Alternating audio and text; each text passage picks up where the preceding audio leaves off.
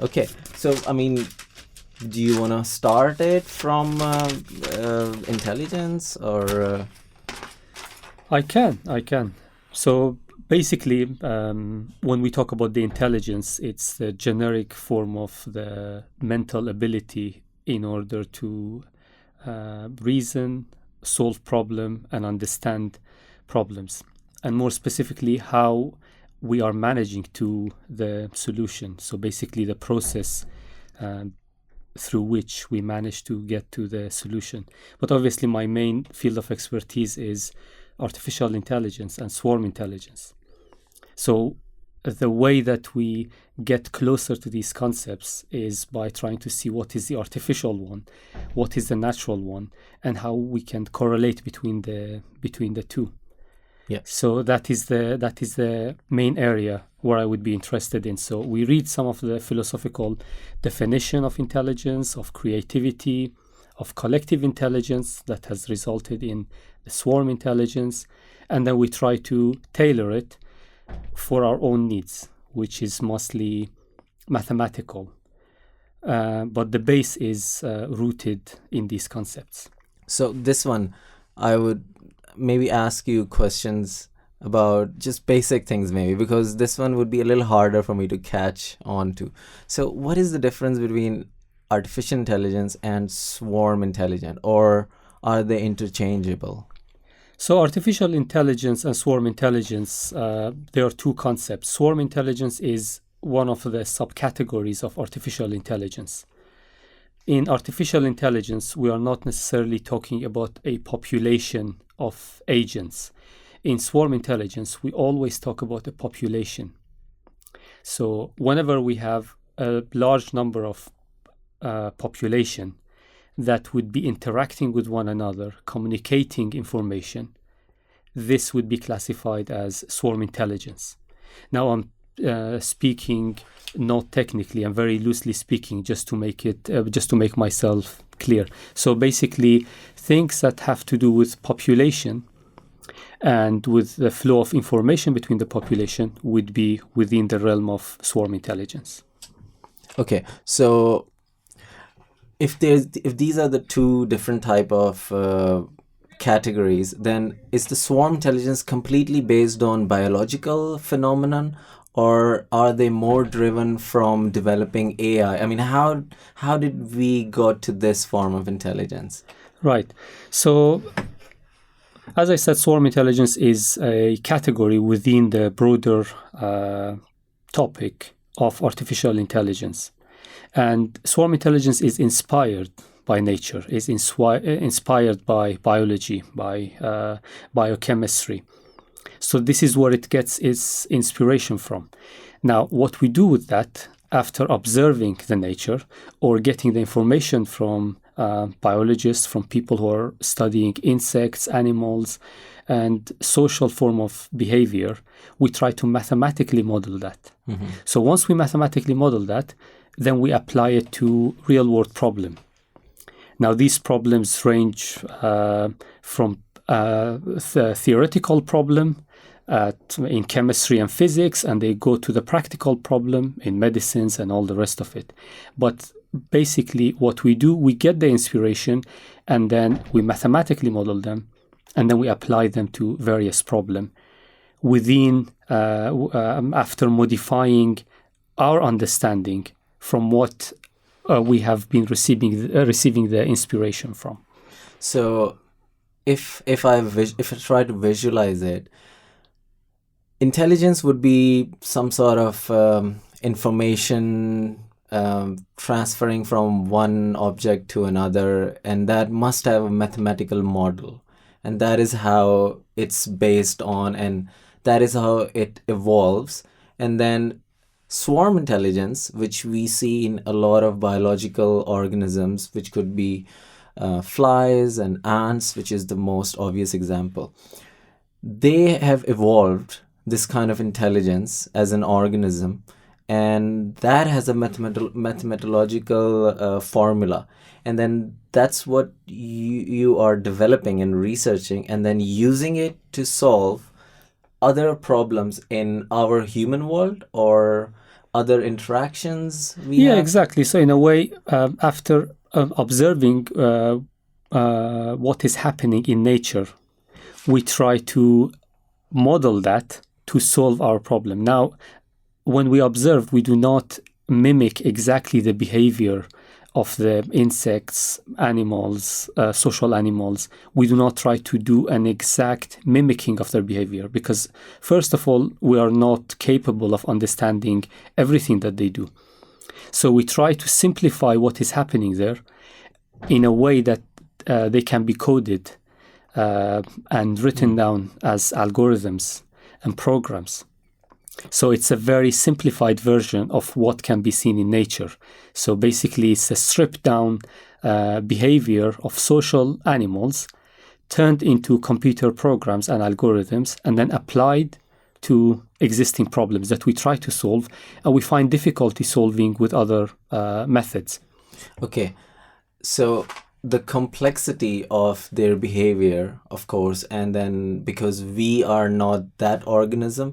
So if I understand it better, we try to take whatever model we can and what we understand, so we can actually apply it to solve other problems, but we don't really understand exactly what is going on.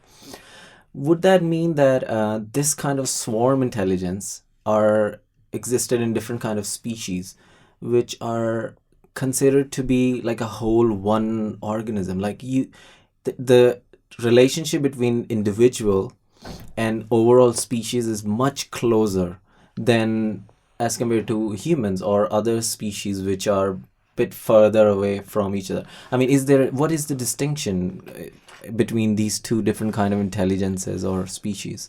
Right. So it's a very good question. When we get to the human beings, we are very complex animals. We are very difficult to formulate and we're very difficult to predict. So usually, if we want to talk about the swarm behavior in human beings, it would be easier to look at when we are trying to leave the tube stations. If we don't look at the exit sign, we just follow the swarm. Where is the exit door without looking? So basically, we just see what is happening around us. We try to adjust our direction. We try to adjust our speed, and we try to stay with the center of the crowd in order to get to our objective point, which is exiting the metro station, the underground, or the tube. But given the complexity of the human nature, we do not try to or we cannot understand the swarm behavior in human beings. We might use some social metaphors where humans are there in order to understand swarm intelligence, which I can explain one algorithm which is based on the behavior of ants. But we use a social metaphor which is based on human beings in order to understand the concept of swarm intelligence and how it works. But basically, given the complexity of the human beings, we try to avoid that. Just look at the social insects, social animals. It could be ants, could be bees, could be flies. So any form of social interaction in social animals would be the area of interest or would be the area of inspiration for the development of the swarm intelligence algorithms. Okay, this is so what I actually understood before, what you just explained me right now, I just had this idea about. So I think I've heard this mathematician. I don't remember the name, but they were explaining that. So they were categorizing these two different kind of intelligence. I think I understand it better now, what you have just explained, because we can calculate some form of swarm intelligence and then we can kind of use it. That is the reason why it's categorized differently, that okay, human intelligence and their swarm behavior is a bit, it's very different than swarm, because we don't understand like all how many billion people we are, like what that intelligence is doing or how is it. They are very different. Yeah, they are in principle very, very different, and it's difficult to come up with a homogeneous concept that describe what would be the the swarm intelligence equivalent in human being. But when you look at the animals, for example, one of the basic rules that determined the behavior of swarms in certain algorithm, if you look at the beautifully choreographed behavior of birds flocking or fish schooling or ant foraging, the simple form and the simple rule that determine, for example, the birds flocking is the adjustment of the speed when the birds are in the sky. So they try to adjust their speed so we don't have one bird that is going faster, one bird that is going slower. So the matching of the speed. And the other one is collision avoidance. So they try to avoid colliding into one another. That's another rule that they have to adhere to, or we observe that they are adhering to. And the other one is the keeping of the center. So basically they would be within a similar range of area. So that's why we see them in a certain region within the sky. So they are not dispersed completely.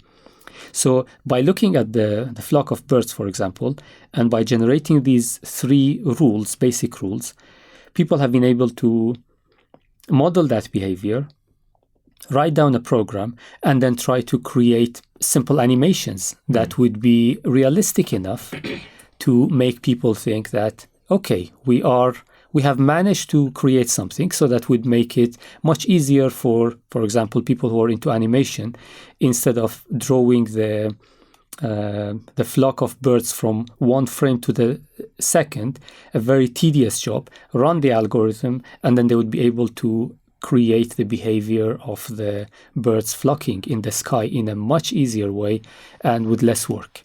Okay, that's fascinating. So is that how they use these techniques and algorithms in films and animations these days in the industry? Is that so? They use these algorithms, and the three main rules that I have mentioned: velocity matching, keeping to the center, and collision avoidance are the three basic ones. And of course, you add more to that depending on what you try to generate. But yes, they are quite used. Oh, brilliant! So yeah, this is it's fascinating in a way that we are using an evolutionary formula to actually express beauty and art in our cutting edge cinema through these mathematical formulas. And when there's a formula, I don't think there's a leader in that. Or there is a leader. I mean, because always, you hear people saying, oh yeah, the birds follow each other and there's no leader and it's just interchangeable. Is that really how it is? Well, with swarm intelligence, one of the things that the swarm intelligence community takes pride in is that it doesn't rely on a single leader. So at every moment in time, you could have one member of the population who would be leading the others. But in an ideal scenario, you would not have a leader. So it is a leaderless mechanism, which would, through the interaction, through the communication that they would result in the emergence of intelligence. So it's just the collective behavior which is leaderless, and that's one of the most fascinating parts about the swarm. So yes, in a way, you don't have a leader. Ideally, following the principle in swarm intelligence. And when it comes to certain applications, what would be interesting is that sometimes you introduce the concept of the leader to solve certain problem. Okay. But you would not use the leader when you don't have to, or when you can avoid it, because that would allow you to have a resilient program so that you would not rely on a single individual. So in a way, it's a very democratic community where you don't have a leader, but it relies on the intelligence of the community, not an individual within the population. Definitely, swarm intelligence have lack of ego, at least. Exactly, there is no ego. You can't claim to be the leader from the very beginning to the end. Even if you are a member within the swarm that has got the best solution, you will be leader at that point in time. But when the other members of the population, they're trying to get close to you, if along the way they find a better solution, they will become the leader. So there is no ego. So people can change very happily without causing the whole ecosystem of the swarm to collapse. That's straight 1-0, like with human intelligence or swarm intelligence. They definitely have this 1 point up. Absolutely. I mean, I think this is, there's a guy called Stephen Kotler, and they are doing a lot of research on flow states. And I'm reading in the book that SEAL 6 team, and there is a lot of implication, but SEAL 6 team in America and other athletes who are performing at the top of their fields and who spend millions and millions of dollars to train these people, is actually what they're trying to do is to try to teach them how they can operate towards a single objective, which is loosely based, and they should be able to interchangeably change their positions. And that's how they go into the flow state. That's how they call it. So whoever is the expert at that point, at that corner, takes the leadership, and of course they are in that dance. How we explain that? So I think that training humans to be in a flow state is something looks like a swarm intelligence training towards that. Well, there are similarity for sure. There are some similarities in the example that you have given. Obviously, as I said, trying to mimic and understand human behavior is very difficult. So we try to avoid getting there. There are a lot of issues that would get along the way in terms of the understanding. And also, as I said, in swarm intelligence, the key point is that you do not have a leader at all. Now, in some swarm intelligence algorithm, you would have to introduce the concept of the leader purely for the purpose of generating the solution. In many cases, you do not have the concept of the leader. You just have the individuals, and the individuals communicate with one another. And in many cases, they do not know who is the leader. They just see their neighbors. So they just communicate with the neighbor one by one. And then through the miraculous power of the millions of interaction, the intelligence, as they call it, emerges through these interaction. So are they, I mean, you have studied them for long, I guess. Are they somehow one organism? Is that how you feel, or that's what it looks like? Are they more like our cells, which conspire and then form us, and then we are this one being, and then we have millions of bacteria and cells, and then we form muscles? Is that how, are they more close to being that organism? They are certainly a community. Mm-hmm. So they are part of one community, and they have a goal. And in order to achieve that goal, they have a collective endeavor in order to get to that goal. So the idea of being a population is very important, and the idea of following that shared goal is quite key to their behavior. Okay, so I mean, I've heard that if, like ants, sometimes if you fall at a wrong place in a wrong side, they would swarm onto you, literally. I mean, that's why maybe they are called swarm. And they eat elephants sometimes like this. I mean, because of this one goal. I mean, they interact very differently as compared to how we consider to be one goal. I mean, so that's why they are, I think, more effective to solve that one specific problem where they are. Well, there's a clear distinction between the basic behavior of the members of the swarm and the instinct that some insects would be having. So in a way, modeling that instinct in order to solve a problem might be slightly more difficult than modeling their sheer behavior in terms of ants foraging in order to find a food source. So what would be their behavior there? Now, adding another layer of complexity, which is the presence of threat. could be quite interesting. So there are some algorithms where you would have the interaction between the swarms, and then there will be millions of interactions, which would lead to the solution, to the optimal solution. But every now and then you introduce the concept of a threat. So by threatening the community of the swarm, you try to disperse them, or you try to disperse some of them. And in this process, if there is a better solution, now they would converge into the better solution. But without that threat, they would not be able to find the optimal solution. So the idea of the threat, the idea of taking a different turn is quite crucial.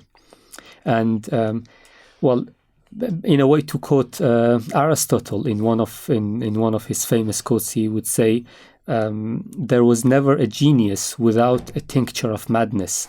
So in a way, we can assimilate that threat that would disperse part of the swarm towards a place where they haven't thought to have some useful solution, some promising area. They are sent there, not following their will, and out of the sudden they manage to find a solution that is better than their own, or they might find a place that has more food source than what they have already found. So there are always the concept of mistakes, and randomness in nature is quite present. So without taking a random turn, sometimes we would not be able to achieve what we would like to have. And this is something that is happening even at the genetic level. And obviously, when we talk about genes again, and when we talk about genes in the genes and chromosomes within the realm of swarm intelligence and evolutionary computation, which is an area closely related to swarm intelligence, we always believe that there has to be a mistake happening. There has to be an element where it should be displaced so that we would explore other areas. So, for example, with genetic algorithm, which is an evolutionary-based algorithm, we have few phases, and one of the phases is the mutation phase. So the mutation allows for the evolution to happen, to explore that uncharted territory.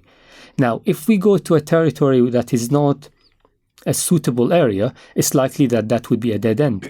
But if it comes to a place where there are some interesting zone to be explored, then there is a leap in the evolution. So that's of course that's fascinating. I mean, so is this swarm intelligence have been primed for certain behaviors, but it also have been evolved to have certain flexibility that if an unknown number or threat or some sort of problem has been introduced, they would have a certain capacity to come up with a different formation to solve it. And through that, we actually can observe this kind of new solution. So this seems like a very evolved system, which is primed according to the environment it's being in. So it can recalibrate itself. I mean, well, in a way, we can claim that the intelligence of the swarm in nature is much more collectively evolved than that of the human being. They have been around much longer than our species has been around.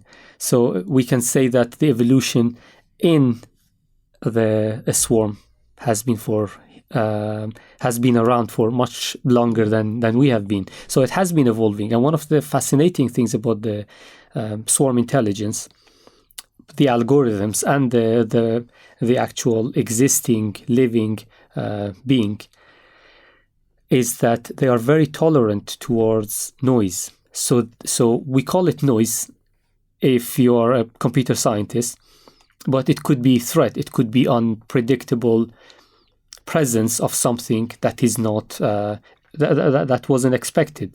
So they are very tolerant towards that noise. They try to self-organize again, and they try to move on towards the objective that they have.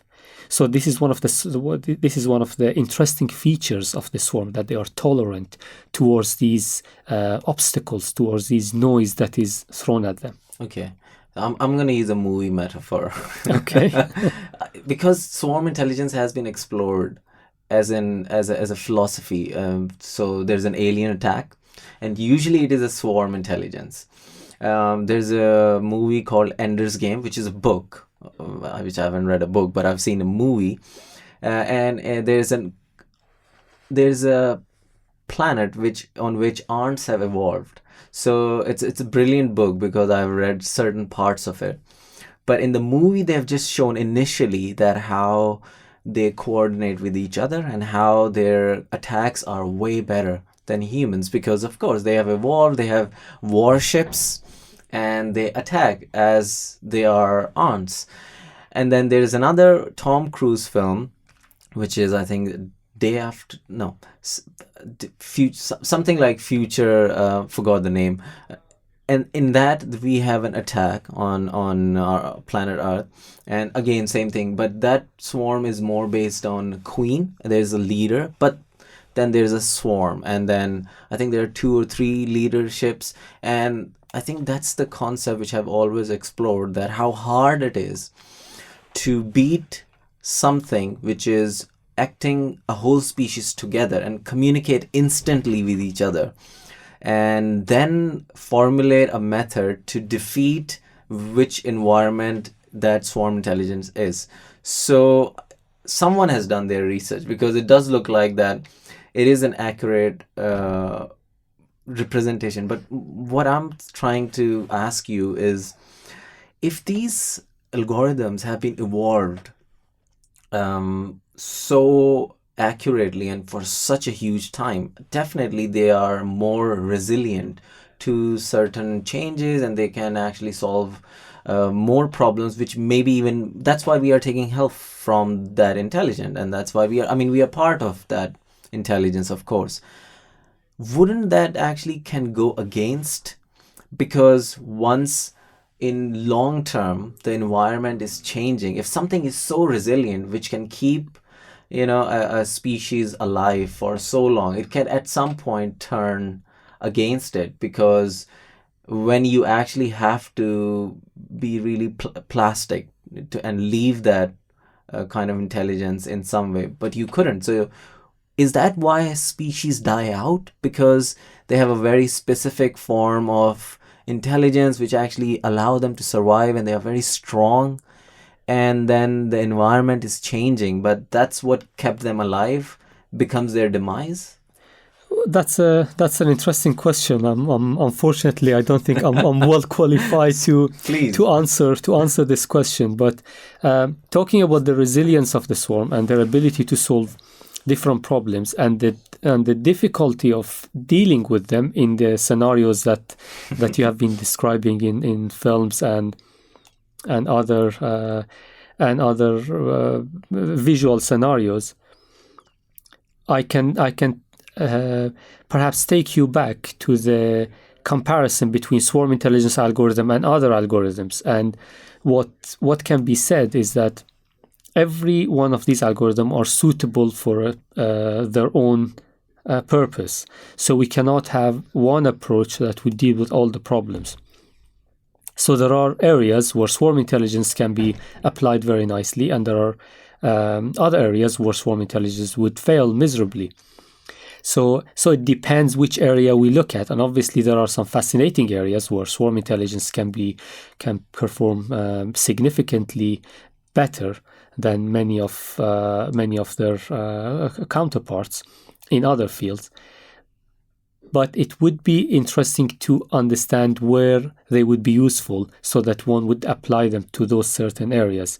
And this understanding would be key in science and in their application, because they cannot be adapted to solve all sorts of problems.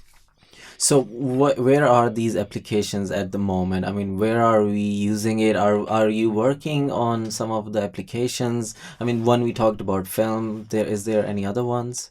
So usually the applications of swarm intelligence are the ones where you have tens, hundreds, millions of parameters. Imagine parameters as some sliders. Imagine yourself to be in a control room, and you have to adjust 100 sliders in order to get the best quality, let's say, sound or the best quality picture or the best quality something that you're interested. And you have an enormous amount of combination in these 100 sliders in order to get the best solution. It would be very difficult for us to do that. So this is a situation where we would be using swarm intelligence. Now, if you have 100 sliders, that's okay. It might take you a month or two to find out the optimal area. Now, imagine if you have few millions sliders in order to get the right solution. Every one of them play a role in the final outcome. So the only thing that you need to know is that you need to have a function. We call it the fitness function or the objective function, where they would take the value on each one of these sliders, and then they would be able to tell you how good your solution is. So if you have that magical formula to tell you, give me your 10 million slider values, and then I'll tell you how good your solution is. If we have that equation, then we can throw the swarms and use the swarm intelligence technique in order to come up with a good solution. What are the fields where this solution has worked, where there are potential for further exploration, or is there already been something going on in the industry or in research? I mean, there have been many areas where they have been applied successfully. They have been applied in medical imaging quite successfully. Currently, we're working on a project on tomographic reconstruction, which is a field within the nuclear imaging. Again, that's an area that is quite interesting. We're dealing with enormous amount of data, and it's very difficult to come up with a solution using the other algorithms. The other algorithms are trying to find some solutions. We're trying to improve on that by using a smaller amount of data so that we can use the abilities of the swarms. They have been applied to various other fields, including robotics, including weather forecasting, scheduling of railways and flights. So there are various applications in the real world, because if you try to convert your problem into the slider metaphor that I was giving you, then you can apply swarm intelligence. And an awfully large number of problems can be converted into this scenario where you have these parameters that need someone to adjust them, but we don't have enough time. So we will use swarm intelligence in order to communicate and use this magical power of sheer communication in order to come up with a solution that is better than a random solution and is closer to the optimal solution. I think I understand. I mean, how it could be, implemented in different things, especially as you just explained about the planes. And I was also reading one of the papers which you did when you're trying to improve the ICU false alarms through the yes, I mean, if there are so many patients or if there are so many flights where there's a speed problem, there's a weather, they have to take off, there's a distance, and I don't know how many thousands of flights are there at one time. Exactly. So it can be quite complex. So the work that you referred to on the ICU, detecting false alarm. So basically, the purpose of that paper was to reduce the number of false alarms so that patients who are in the hospital are not disturbed unnecessarily because of the false alarm, and so that they wouldn't have to go through the enormous stress of having the doctors, the consultants, and the nurses around them checking if something has gone wrong. So to avoid that, we have used an algorithm which is called dispersive flies optimization. And what it does, it tries to train an artificial neural network with thousands of parameters, so thousands of sliders, so that we will get the data, adjust the parameters of the artificial neural network, so that this computational system would be able to reduce the number of false alarm. So if we visualize it, how you just explained it, let's say if there are 100 patients, and all of those patients have different level of emergency or sensitivity towards heart attacks or lungs disease. Generally, I think what our industry or what mechanism is that the sensitivity levels are pretty high just to avoid the risk of not having a alarm. So generally you have a lot of false alarm just so that just so that someone can rush in and check. That's exactly why everyone is annoyed because of the fire alarms. Yes. And that they're like, oh my goodness, just a little bit of smoke, because the opportunity cost of not having the fire alarm is so high. Now Exactly. you are trying to intervene in the middle of that logic and try to make that accuracy even better so that the margin of error actually goes down, but the accuracy goes up. And that's a very hard problem to solve. Exactly. So it's a very sensitive application, and all that scientists are trying to do is to deal with that margin of error and try to narrow it down as much as possible without compromising the care that patients are receiving. So it would be a very sensitive area, and that's why different people look at it from different perspective. And from my perspective, we would be looking at it by applying swarm intelligence in order to see if we can compete with the other approaches and methodologies to deal with this particular problem. Yeah. So if you are using algorithms and you are training the deep neural network to actually understand that how the values are and what should be considered normal, so that somehow this dispersive flies intelligence system can calibrate and readjust the alarm systems, as if, like, let's imagine like flies are flying on the top of that might not be a good visualization on the top of patients, but just for an example. So let's say if there are 100 rooms and there are flies all around it and they carry like a little detector. So I'm just trying to bring it out in the physical world, and they are checking everything and they are flying and they are giving information to everyone, and that's how they can either increase the weight of ringing an alarm to one place and then inform instantly to the other part of their community that, okay, now this is okay, this is fine, that's pretty, and then that's going on in real time in those 100 rooms. So there's a network of intelligence which is being spread out through this algorithm to somehow prime this to solve this issue or somehow avoid it. Right. So it's a very technical problem, and you have put it nicely. I'm going to elaborate on it.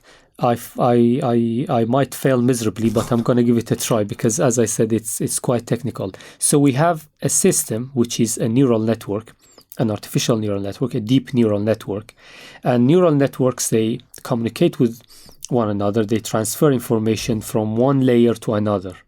And in each layer, we have several neurons of different types.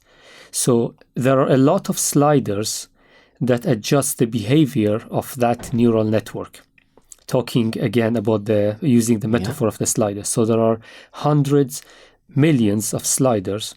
Depending on the value of each one of the sliders, the behavior of the network changes. So basically, if we take there are several sensors and devices which are attached to the patients, and they're transferring the signal.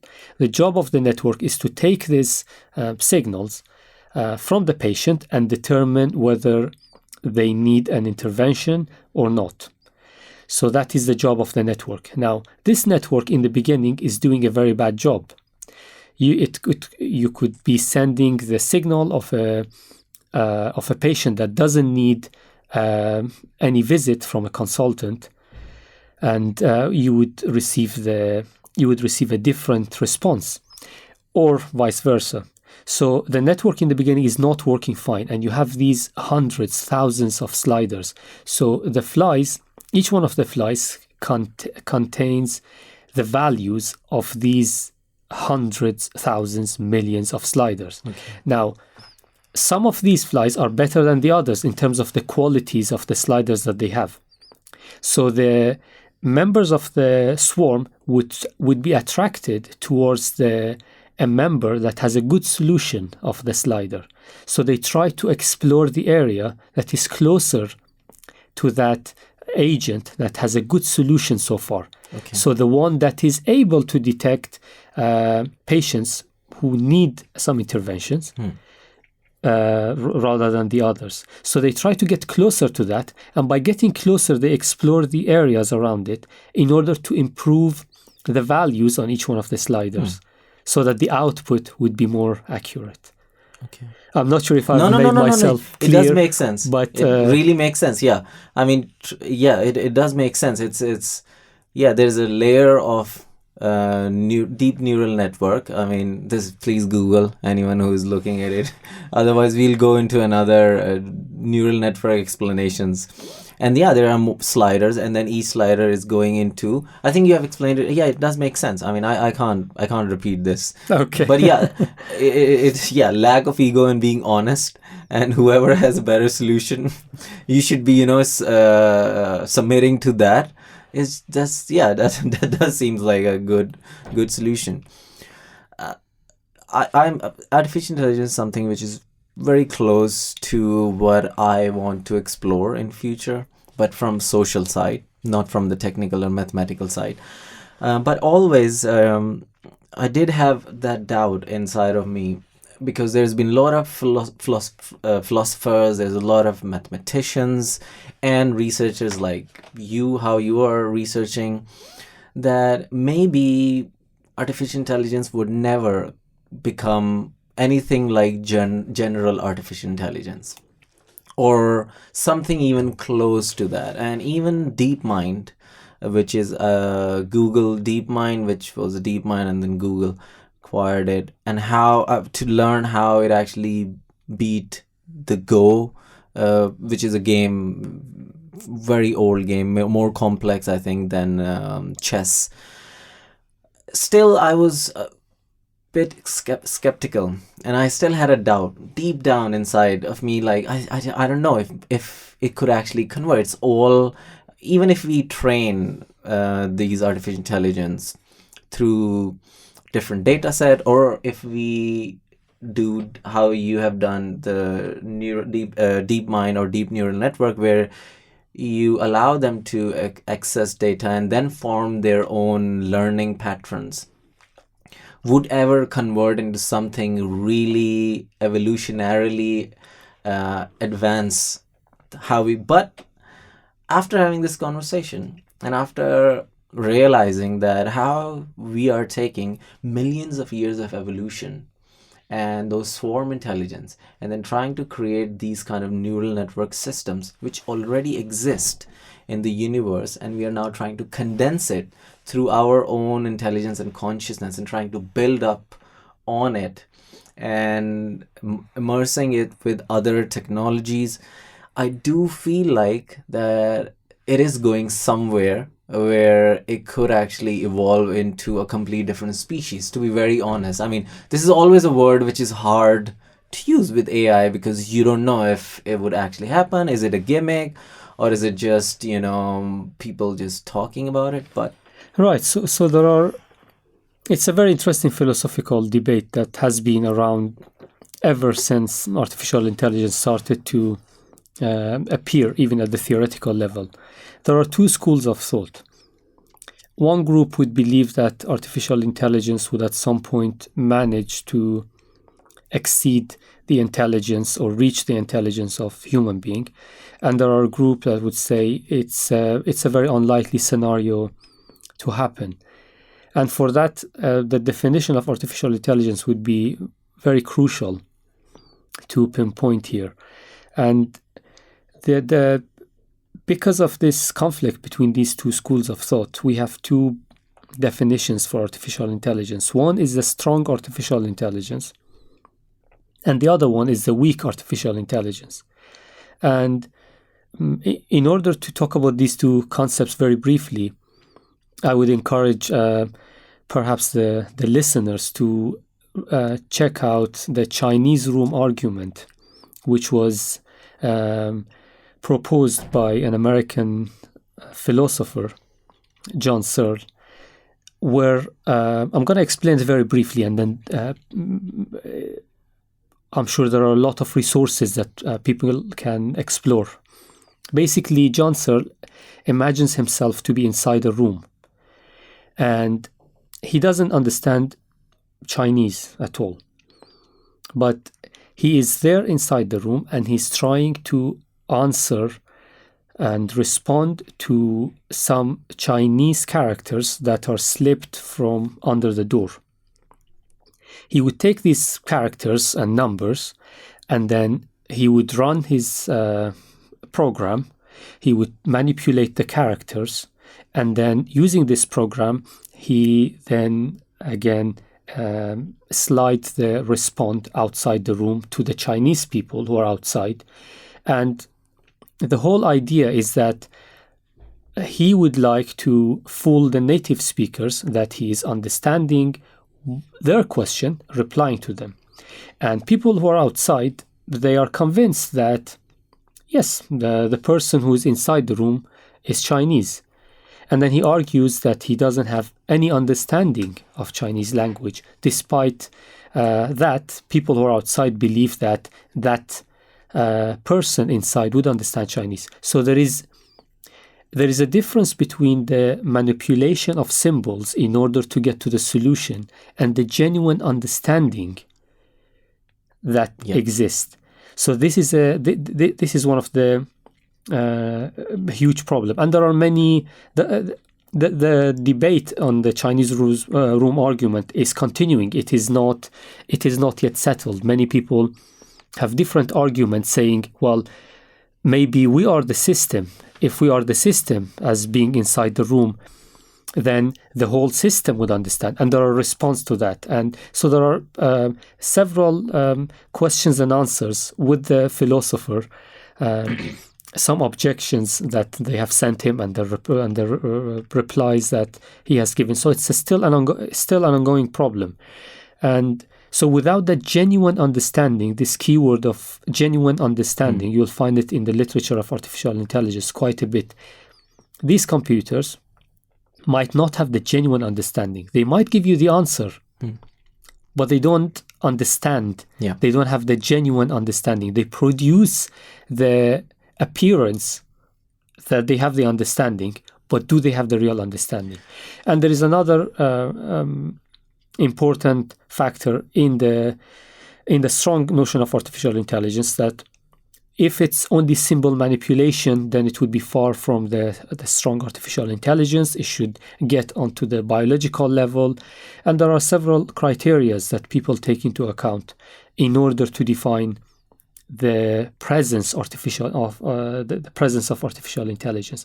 So it's these two schools of thought are still debating, and they're debating very hard, and it's very difficult to say and see which group are winning the argument even. So is this also something like Turing test, or there's a difference between this one and Turing test? Right, so the Turing test is very interesting. There is a link between the Chinese room argument, which was by the American philosopher John Searle, and the Turing test, which was inspired from the imitation game. And in a way, the Turing test would try to see if there is intelligence, but people would argue that this would fall on the weak artificial intelligence. So Alan Turing, the pioneer British computer scientist, he proposed this idea in order to see if a chatbot could manage to fool a human judge. And obviously the scenario is quite interesting. There are some details about the judges and about the number of people. So there are a number of human who would be replying to the judge, and there is a chatbot, and the whole idea is that the human judge would be fooled into thinking that the chatbot is a human. But again, we would fall within that category of, is there a genuine understanding, or is there just the manipulation of symbols producing a response without understanding, let's say again in quotation, a word of Chinese? So in the end, we are talking about a subjective experience. If like lights are on or off inside an artificial intelligence. I mean, is it something to be an artificial intelligence, and is there a subjective experience they are having where they can have genuine misery or pleasure, hence somehow, or whatever their way of understanding it is? Because I always think of this example as if like there are islands, and we are separated by sea, and until you have not been to that island, it's very hard to articulate that what would it look like, because it's just an alien island. It might not be even an island, so we don't know how that subjective experience of an artificial intelligence, which is an advanced evolved, if there is something like that,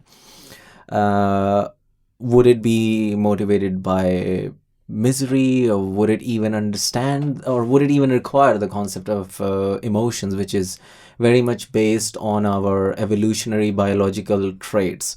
So weak artificial intelligence would be something which is intelligent, as in it could solve the problems, it could communicate faster maybe than our neurons in our brain, but it doesn't mean anything to be that. It doesn't mean that it would have a genuine understanding. So by genuine understanding, maybe I can give this example. Imagine that a group of people are in the room, and they say a joke, which is an adult joke, and everybody is laughing, and there is a child who's sitting there, and the child laughs without understanding. So True.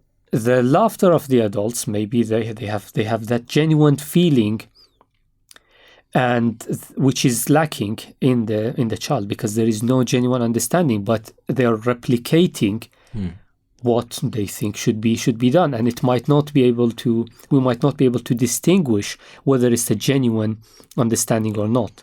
But so the concept of genuine understanding is a very important notion when we want to define the strong artificial intelligence, which goes beyond only artificial intelligence. It goes also to the area of creativity, which is a notion that we have been proposing, where we have a strong notion of creativity and the weak notions of creativity.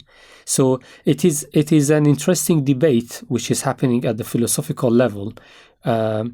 But in the real world, scientists are making breakthroughs and discoveries, irrespective of whether the intelligence is strong or weak. Yeah. But the important thing is that with the progress of science, it is definitely useful for the human being. I mean, if we are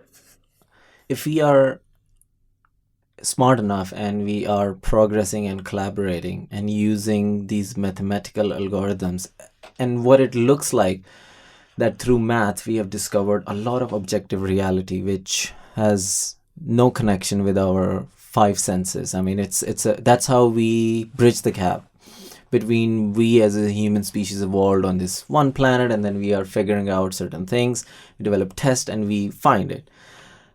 If that is one of the methods of translating how universe and our existence is connected, and that is the method which we are using to develop an intelligence, there is a genuine possibility that something which could actually feel or understand, or maybe have an empathy. Let's consider, I mean, maybe creativity has an important aspect of empathy. I mean, you feel, and then you transcend something, and you create an abstraction of some sort of a reality which is translating a part of your thoughts, or whatever objective landscape, however you want to classify it. So if this is what we are trying to do, one thing is for sure, that if it feels or not feels, we definitely have a lot of anxiety around it. I think so. As a human species, we definitely have a lot of ownership. And the moment we are talking about creativity, you want to cling on to like, oh no, we are the only.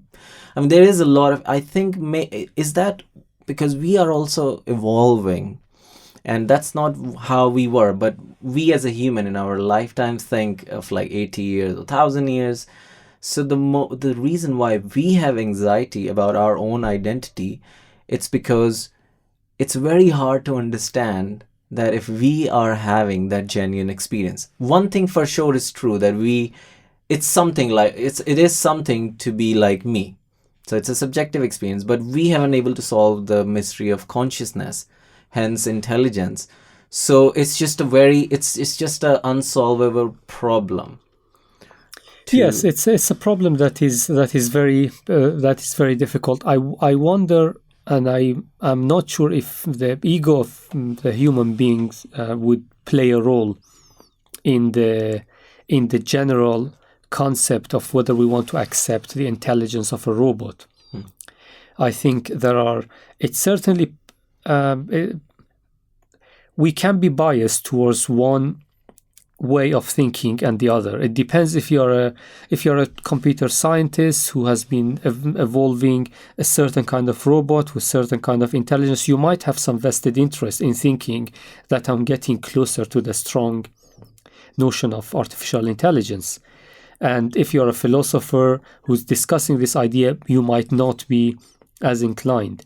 The important thing is to look at these things subjectively and to see whether the problem that are proposed in order to have that notion of strong creativity or strong artificial intelligence, do they exist or do they not?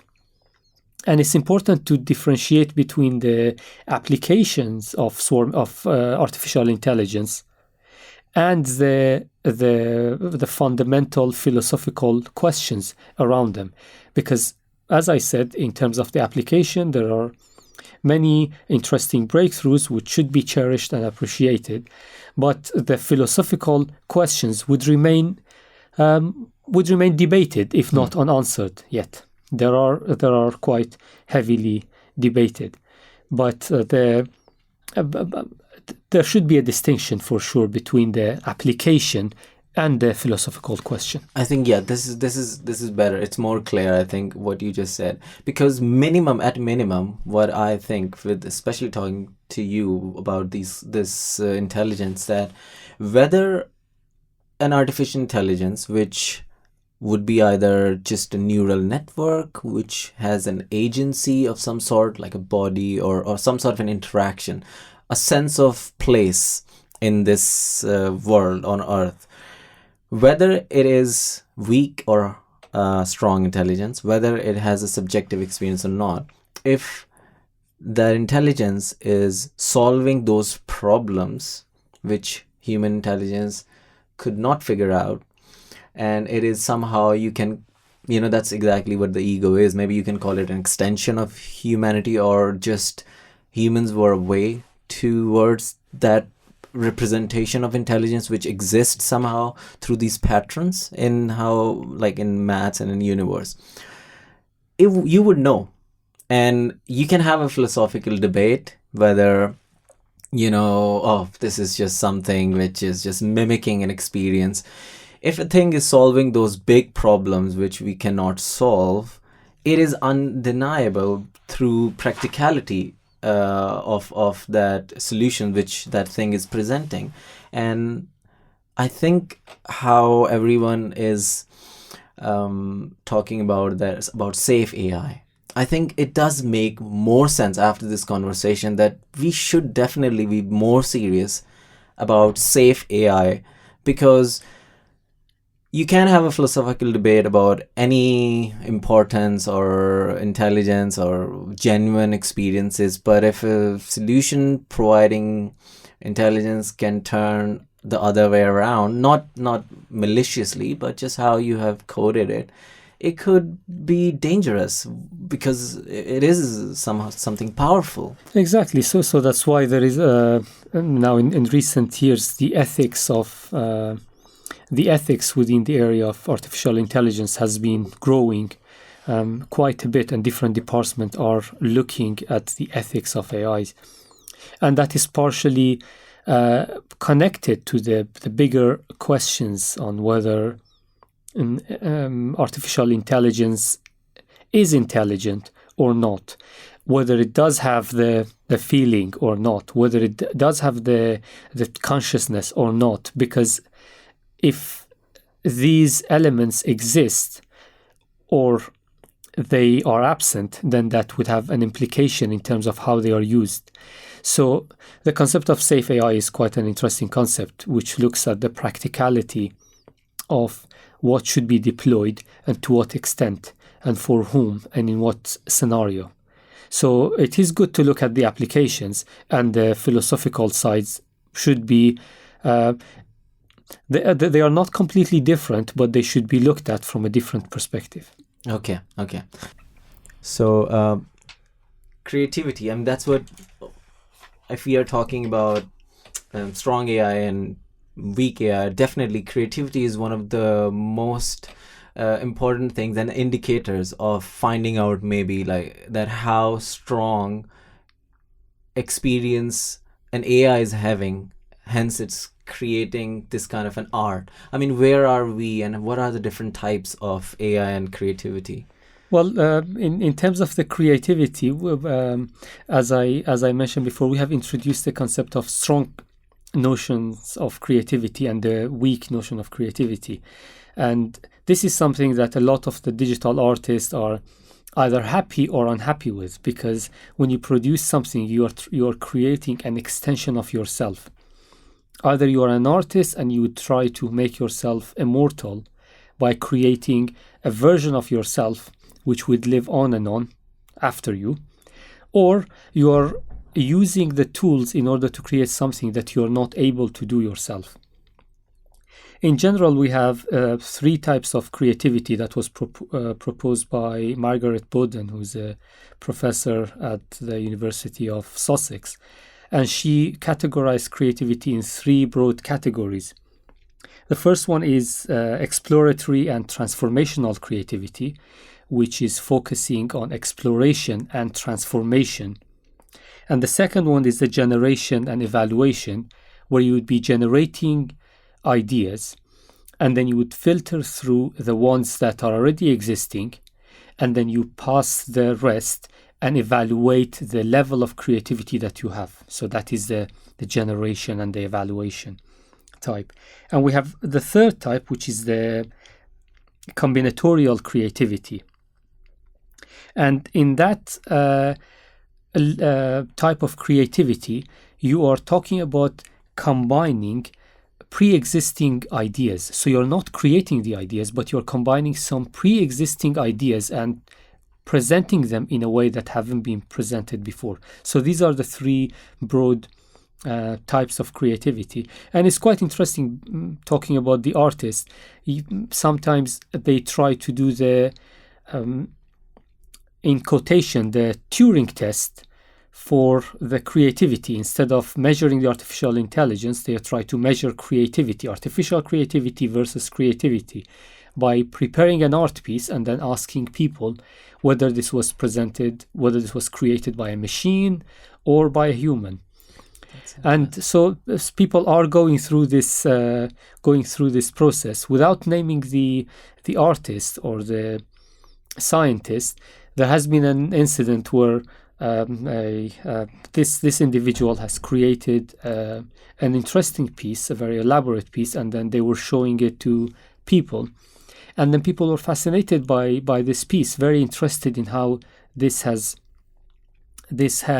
created this impression in them. And they thought that this was created by a human, and they were very attached to that interesting art piece. And then when they realized that it was made by a machine, they were quite disappointed, and they didn't have the same feeling, as if they have realized that the feeling was stripped from that presence, from that experience. So there is a very complex phenomena happening here. The dialogue between the viewer and the art piece, and the origin of the art piece as well, plays a role, at least where we stand. Yeah, I mean, if it would have been told that this has been recovered from some old painter's store, and it would have been maybe increased, that of course that our experience which we are having is really genuine. But of course, if you are saying that this is something developed by a machine, that would definitely challenge our ego, because I think there's a notion which humans do think that everyone is having a very, very special subjective experience, which is very special to them and it cannot be manipulated. And I think one of the examples which you are saying, it's about music. I think people do think that music is something very specific to humans. Although what I've heard through mathematicians that there is some piece which I forgot, it's based on C sharp, and an AI algorithm can actually create a piece of music which is so strong it can bring you to tears, because I think math, when the formulas are very beautiful, I mean it solves the equation very beautifully, converted into sound, evokes certain side of emotions. So exactly. So there are active researchers, musicians, and computer scientists who are working in this, and even the undergraduate computer students are interested in this field. I had a student 2 years ago who was using swarm intelligence in order to compose piano pieces. And the important thing is to understand what is seen as emotionally evoking or emotionally talking to human being. If this can be measured mathematically, then there might be ways to create music. Now again, it's quite debatable whether computers are able to produce masterpieces like the various interesting musical scores that are created by famous musicians. That is a question, but clearly there is a financial incentive as well, so that if there are in many radio channels or on TV channels, or if there is any gap, instead of paying a musician, you just have a software, you run the software, and the software is running the music for you. So there are various incentive in this field. But talking about the creativity between human creativity and machine creativity, there is a growing interest in the collaboration between human and machine, where the creativity of a human can flourish by interacting with the machine. So there will be a dialogue between a human and a machine.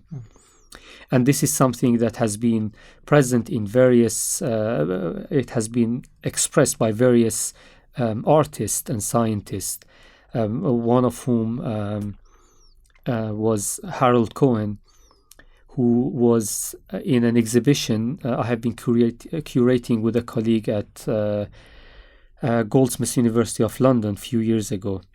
And he was representing the United Kingdom at Venice Biennale. And in the beginning, despite the fact that he was an artist, he was fascinated by artificial intelligence, and he was moving in the direction of creating a machine that would produce an art. And towards the later stages of his life, he was drawn towards a middle ground, which is the communication between himself as an artist and his machine, his robot. And the concept of the collaboration is quite strong, and this is something that is growing. And I might have a vested interest because I'm having a special issue journal being published as we speak, which is about computational creativity, automation, or collaboration. So this is a living, a very lively topic. I mean, I will include the links which you are saying, so that if anyone who's listening, they can just click and see these pictures. And because I've seen some of the drawings which you have in your office. I mean, the first time I saw your face right outside of your room, I thought, oh, is this is it misprinted? And then I read maybe second, third time swarm intelligence, like, oh, it makes sense. It should be something which you are representing. Half of your picture is somehow drawn by a sketch, and other half is just like a normal picture. I mean, what is this? Again, something which we are talking about? So basically, I've used swarm intelligence, and I have fed the swarm the traces of half of my face, and then I have released them on the canvas, and then they have been tracing different points that represents me, and they have been leaving their trajectory on that canvas, and in a way creating their understanding of my half. Okay. So in a way, I am half myself and half represented by the swarm. So half of you would be immortalized forever. Exactly. Brilliant. So is this boundary, is this the true representation of being a cyborg? I mean, this is a term, of course. It's a very sci-fi term. I don't know if there's any other term which we can use, but always cyborgs are something which you use as what body parts we would have, or what physical machinery would we use to collaborate and solve problems, what other parts of our body we can replace, we can live longer.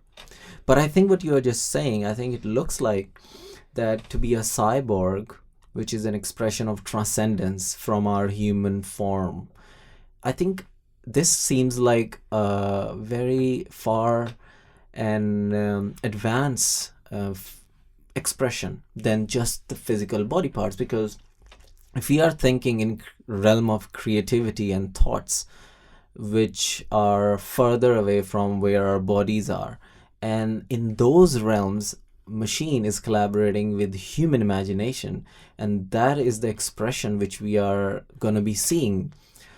I think isn't that something very like pushing the edge very much towards being a cyborg representation and transcending some sort of an artistic expressions? It might. I might go back to the one of the interesting aspects of using swarm intelligence, or in the realm of creativity. One of the interesting aspects of the example that you've given, in terms of me being half myself and my other half represented by the swarm. What is interesting is that every time I, let's say, unleash the swarms on the canvas, they produce a different representation of me.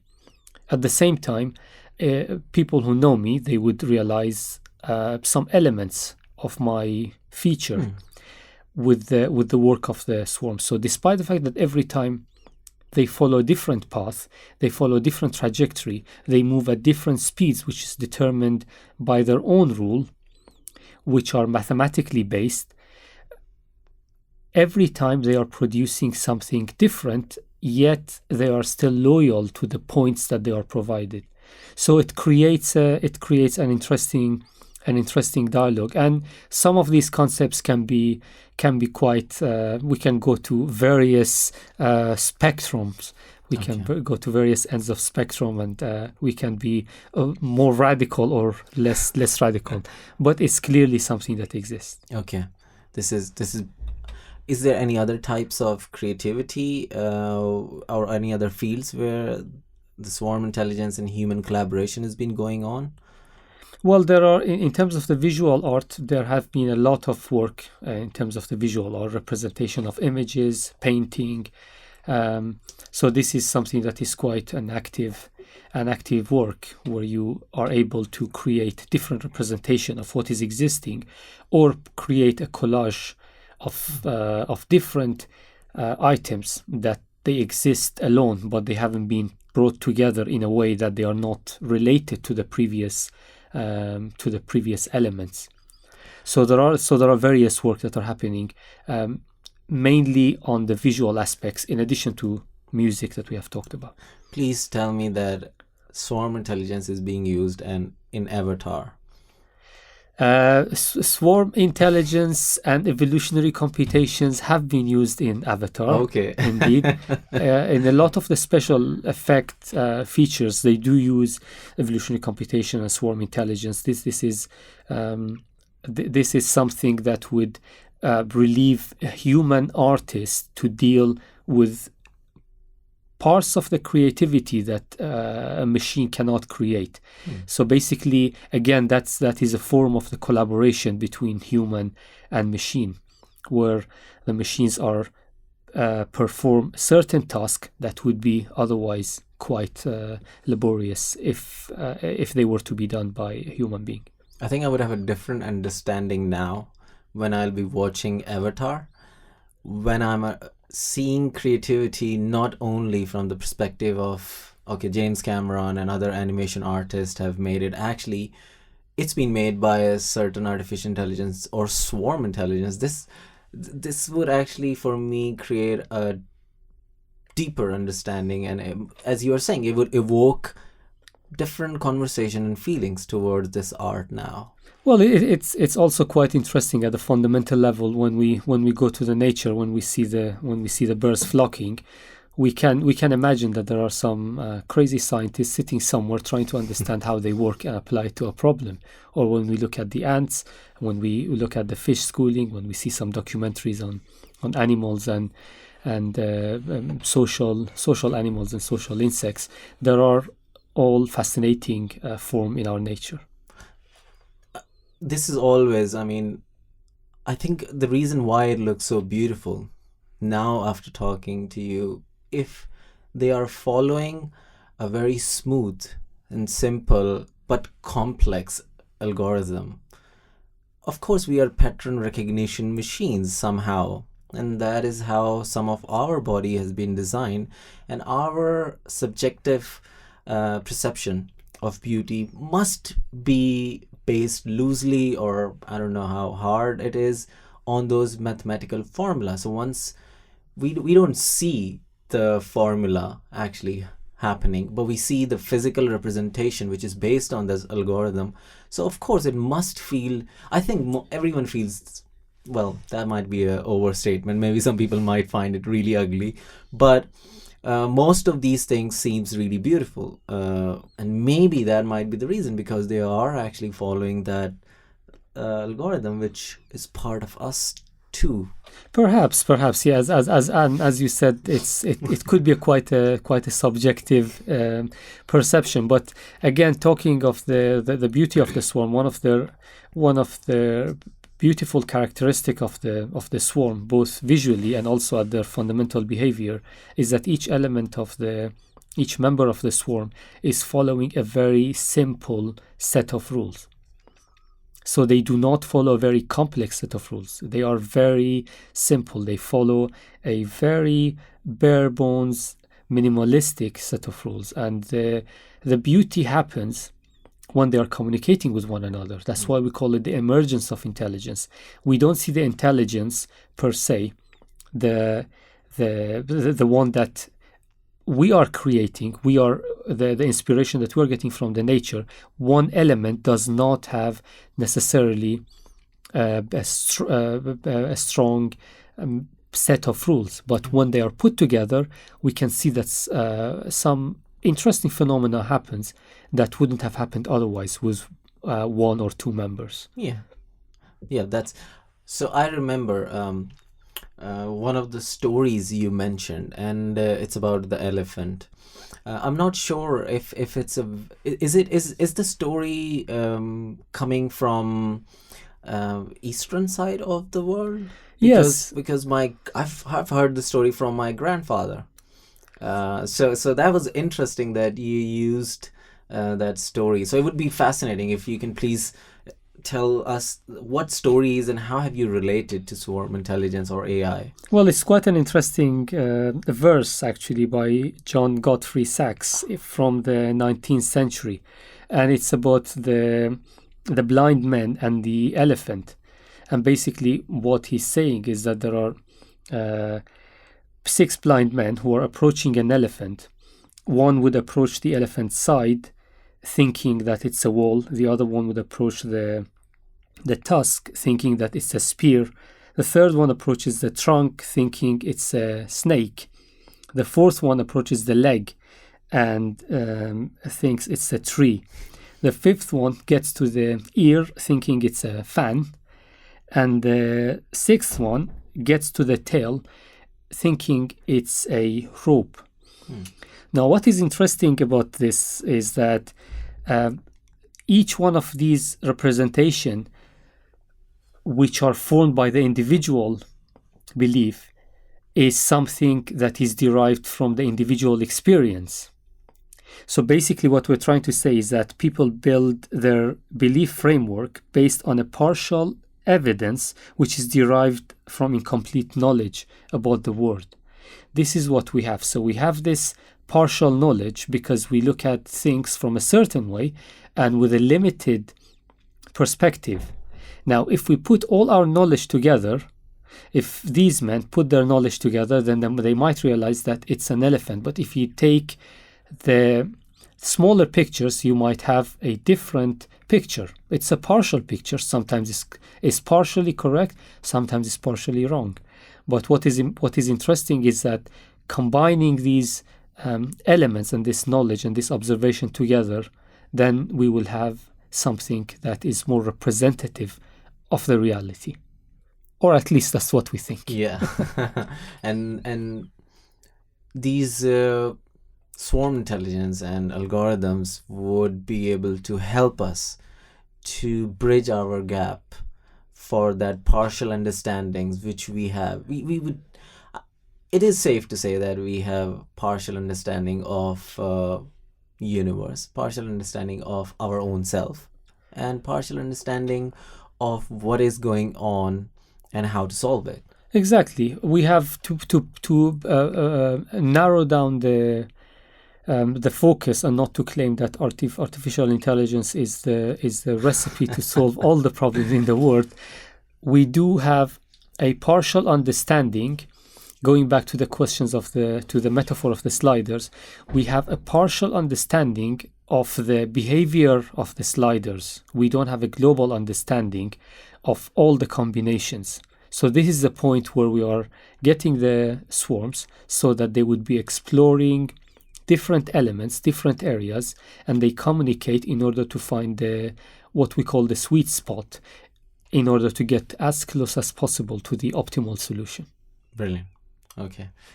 Is there anything you'd like to add about applications or any research paper or any event?